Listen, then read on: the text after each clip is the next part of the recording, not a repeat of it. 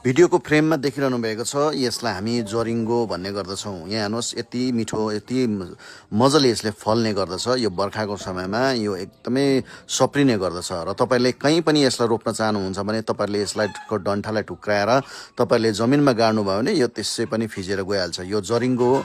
हाम्रा पिता पुर्खाहरूले यसको धेरै मात्रामा प्रयोग गर्ने गर्थ्यो अनि धेरैवटा समस्या अनि धेरैवटा रोगहरूमा पनि यसको उपचार गर्ने गर्दथे र आज हामी तपाईँलाई ती रोगहरूमा जसमा यो प्रयोग गर्न सकिन्छ त्यो विषयमा तपाईँहरूलाई बताइरहेको छौँ र भिडियो हेर्नु होला अन्तिमसम्म।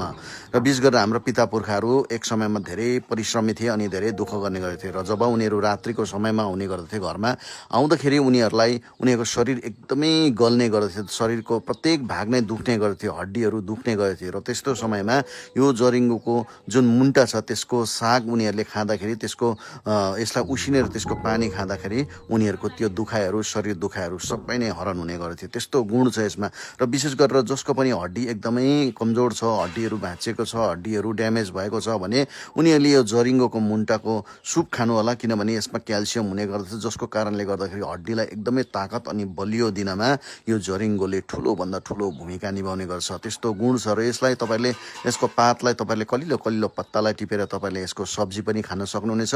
यसलाई साँधेर अचार पनि सलाद पनि बनाएर खान सक्नुहुनेछ जसले तपाईँको शरीरलाई धेरै फाइदा दिन्छ। अनि अर्को कुरो के छ भने यसमा आइरन पनि हुन्छ, कार्बोहाइड्रेट पनि प्रचुर मात्रामा हुन्छ अनि विशेष गरेर यसले तपाईँको रगतलाई शुद्धिकरण गर्नमा अत्यन्तै भूमिका निभाउने गर्छ। रगतलाई एकदमै प्योर बनाउने, रगतलाई क्लियर बनाउने यसले काम गर्ने गर्छ, रगतलाई शुद्धिकरण गर्ने काम गर्दछ। त्यही कारणले गर्दाखेरि जसको रगत मैला छ, जसलाई स्किन डिजिजहरू लागेको छ उनीहरूले यसको सेवन गर्दाखेरि तपाईँहरूको छाला पनि चम्किलो हुनेछ अनि रगत पनि एकदमै शुद्ध हुने गर्दछ। त्यस्तो गुण छ यो जरिङ्गोमा।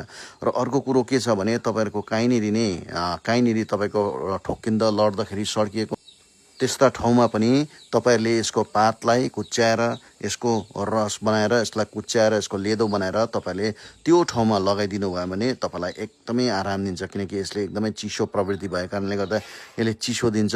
तपाईँको ठोकिएको निलडाम बसेको कहीँनिर पनि लडेको छ, हड्डीहरू दुख्ने गर्दछ भने त्यस्तो ठाउँमा जोड्ने दुखेको ठाउँमा पनि तपाईँहरूले यसलाई कुच्याएर तपाईँहरूले यसलाई लगाउनु भयो भने तपाईँलाई तुरन्तै आराम दिने गर्दछ। यसलाई तपाईँले बेलुकी पख लगाएर सुत्नुभयो भने बिहान उठ्दाखेरि तपाईँको ती दुखाइहरू तपाईँको ती रोगहरूलाई यसले निको पार्नेछ। त्यस्तो गुण छ यो जरिङ्गोमा।